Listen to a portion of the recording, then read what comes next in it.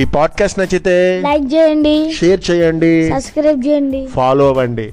తెనాలి రామలింగడా తెనాలి రామకృష్ణుడా రెండు ఒకటే పేర్లట. ఇవన్నీ కూడా మనం తెనాలి రామన్ అని కూడా పిలుస్తూ ఉంటారు. 17వ శతాబ్దంలో 17th సెంచరీ ఓకే విజయనగర సామ్రాజ్యాన్ని పరిపాలించిన శ్రీకృష్ణదేవరాయలు స్వయంగా ఆయన కూడా ఒక కవే. ఆంధ్ర భాషాభివృద్ధి చేయడం కోసం ఎంతో కృషి చేశాడు. వారి ఆస్థానంలో అల్లసాని పెద్దన, నంది తిమ్మన, ఈయన ముక్కు తిమ్మన అని కూడా పిలుస్తారు, అయ్యలరాజు రామభద్రుడు, భట్టుమూర్తి, దూర్జటి, పింగళి సూరన్న, మాదయ్య గారి మల్లన, తెనాలి రామకృష్ణుడు అనే 8 కవులు ఉండేవారట. ఈ 8 కవిత్వంలో చెప్పడంలో చాలా ఘనులు. అందుకే ఈ 8 కలిపి అష్టదిగ్గజాలు అనేవారు. వీరిలో తెనాలి రామకృష్ణుడు చాలా ప్రత్యేకమైనటువంటి కవి. ఎందుకంటే రామకృష్ణుడు పాండురంగ మహత్యం వంటి కొన్ని భక్తి గ్రంథాలు రాసిన ప్రధానంగా హాస్య కవిత్వమే చెప్పాడు. ఇతని మరో ప్రత్యేకత ఏమిటంటే చాలామంది కవులు, రచయితలు హాస్య కథలు చెప్పడమో రాయడమో కాక స్వయంగా తను వాటిని నిర్వహించాడు కూడా. వాటన్నిటిలోనూ తన పాత్ర ధరించాడు. నేటి భాషలో తెనాలి రామలింగ కవివి ప్రాక్టికల్ జోక్స్ అన్నమాట. అందుకే అతనికి వికట కవి అని మరొక పేరు కూడా ఉంది. వికట కవి అంటే నువ్వు ఎక్కడి నుంచి చదివినా అది వికట కవి, ముందు నుంచి చదివినా వెనుక చదివినా వికట కవి అనేది సేమ్ కనిపిస్తుంది. వాటిని పాలిండ్రోమ్స్ అంటారు వాటిని. ఈ మాటని ఎటు నుంచి చదివినా ఒకటే. రామకృష్ణుడి హాస్యానికి 2 వైపులా పదునే. వికటం అంటే మోతాదును మించిన వేలాకోలం అన్నమాట. వేలాకోలం చేస్తూ ఉంటాడు రామకృష్ణ కవి. అండ్ ఇంకా చాలా మంచి మంచి జోక్స్ తోటి చాలా తెలివిగా ఆలోచిస్తూ ఉంటాడు అన్నట్టు. హాస్యం, వ్యంగ్యం, ఆటలు పట్టించడం, రామలింగడి మాటలు చేతలు అన్నీ కూడా ఎక్కువగా వికటంగానే ఉండేవి, తమాషాగానే ఉండేవి, పదునుగా కూడా ఉండేవి. రామకృష్ణుడి జీవితం మొదటి నుంచి తమాషాగానే విచిత్రంగానే సాగుతూలి వచ్చింది. లేకపోతే బడి దొంగ, చదువుకి మొద్దు అయిన రామకృష్ణుడు మహోన్నతమైన వికటకవి ఎలా కాగలడు? చిన్నప్పటి నుంచి చిత్రమే అయిన అతని జీవితం గురించి, జీవితం నిండా హాస్యాన్ని, హాస్యంలో జీవితాన్ని నింపుకున్న రామకృష్ణుడి గురించి వివరంగా చూద్దామా? ఓకే, అసలు కపియా కవియా?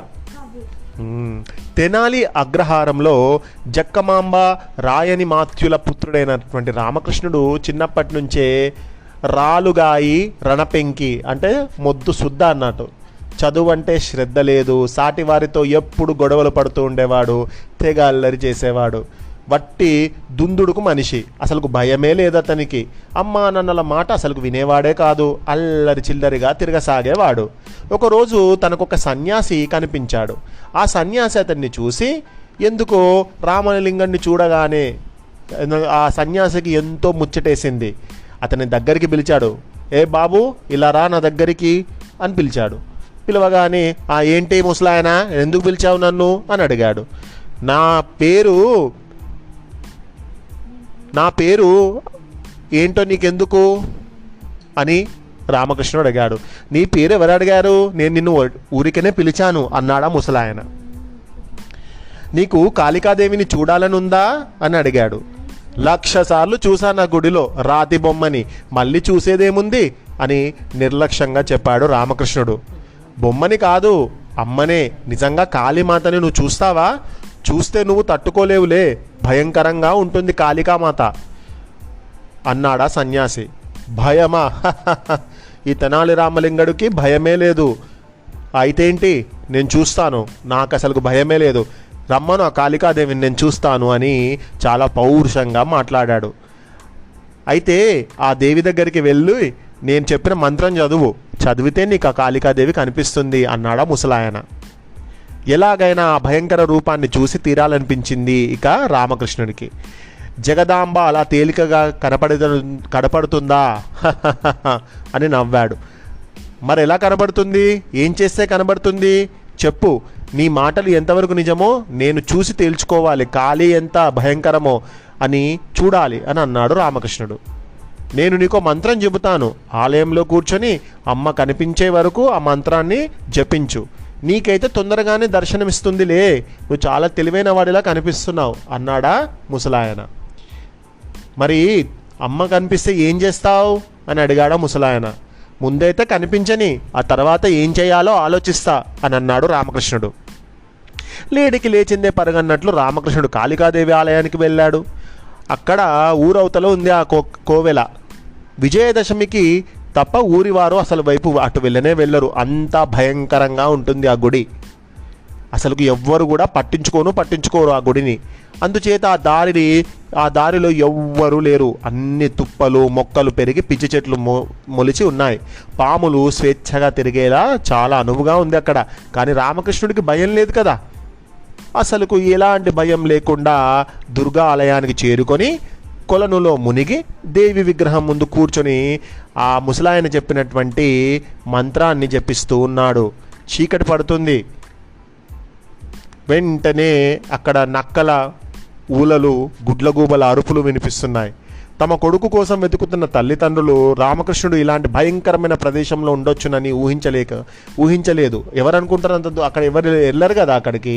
మరి రామకృష్ణుడు వెళ్ళండి అక్కడికి. అర్ధరాత్రి అవుతుంది. అంత చీకటిగా ఉంది. కాళీమాత ఆలయంలో రామకృష్ణుడు కళ్ళు మూసుకొని దీక్షతోటి దేవి స్వరూపాన్ని మనసులో తలుచుకొని ఆ ముసలాయన చెప్పినటువంటి మంత్రాన్ని జపిస్తూ ఉన్నాడు. అప్పుడే గాలి గట్టిగా వేచింది. తుఫాను వచ్చేసింది. వర్షం పడింది గట్టిగా. పెద్ద పెద్ద అరుపులలో కాళీమాత ప్రత్యక్షమైంది. రామకృష్ణ, నీ దీక్షకు మెచ్చి తిని పట్టుదలకు నేను ఎంతో ఆనందిస్తున్నాను. నీకొక వరము ప్రసాదించుచున్నాను. ఏమి కావాలేనో కోరుకో అని ప్రేమగా అంది. మహా తేజస్సుతో వెలిగిపోతున్న జగన్మాతను చూస్తూ చేతులు రెండు జోడించి ఆశ్చర్యంలోనూ ఆలోచనలోనూ పడిపోయాడు రామకృష్ణుడు. కొన్ని క్షణాల పాటు కుర్రవాడివి కనుక ఏమి కావాలేనో తెలుసుకొనలేక నువ్వు భయపడిపోతున్నట్లున్నావు. ఇటు చూడు, నేను నీకు 2 గిన్నెలు ఇస్తాను. ఈ వెండి గిన్నె యందు పాలున్నవి. వీటిని తాగిన నువ్వు చాలా తెలివిగలవాడివి అవుతావు, విద్యావంతుడివి అవుతావు. ఈ వెండి గిన్నె యందు పెరుగు ఉంది. ఇంకొక వెండి గిన్నెలో పెరుగు ఉంది. ఇంకొక గిన్నెలో పాలు ఉంది. పాలు తాగుతానేమో నీకు చదువు వస్తుంది. ఇందులో ఉన్న పెరుగు తాగుతానేమో నీకు బాగా డబ్బులు వస్తాయి. ఏది కావాలో కోరుకో అన్నాడు. మరి నీకు విద్య కావాలా, డబ్బు కావాలా అడిగింది అలా కాళికాదేవి. 2 గిన్నెలు ఒకసారి నాకు ఇవ్వవా కాళికామాత అని అడిగాడు.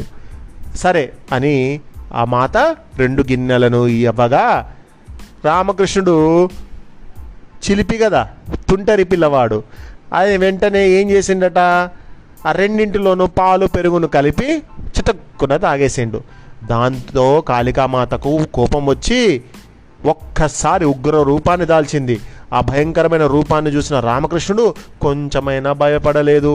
సరికదా పకపక నవ్వుతూ, ఓ మాత, నా సందేహమును తీర్చుము. ఒకటే ముక్కు 2 చేతులు కలిగిన మాకే జలుబు వస్తే ముక్కు చీదుకోవడానికి చేతులు నొప్పి పెడతాయి. నీకు 100 శిరస్సులు ఉన్నాయి.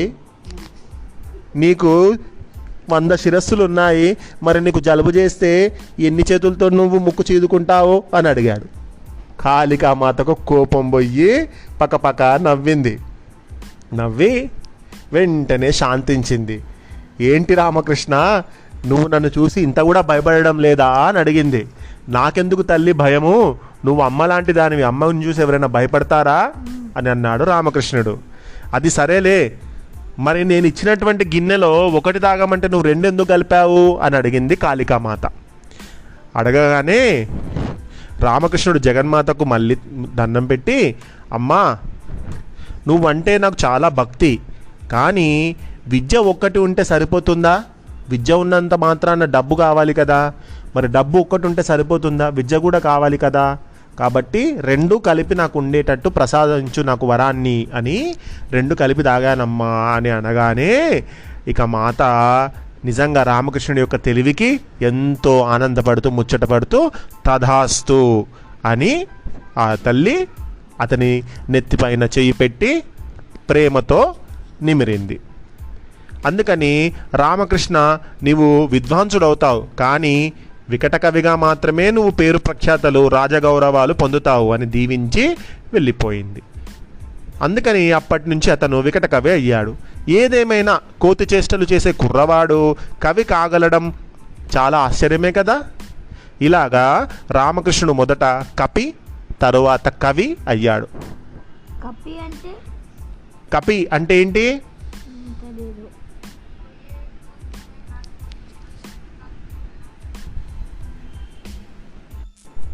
కపి అంటే ఏం లేదు, కోతి.